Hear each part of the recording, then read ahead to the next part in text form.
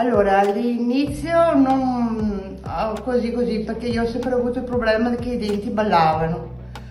Poi circa un anno fa hanno cominciato a ballare tantino. Ho trovato la dottoressa Fagar, Sì. che abbiamo fatto un percorso insieme, perché praticamente la gengiva non teneva quasi più sui denti.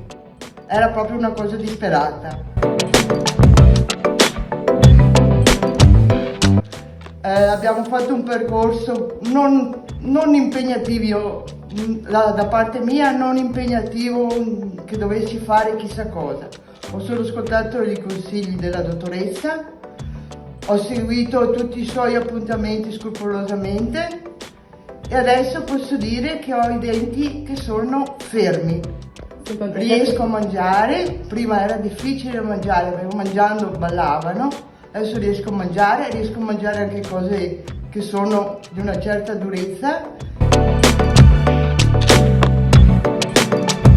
Consiglio questo studio perché è in questo momento l'unico che ho trovato serio e che mi ha risolto i problemi.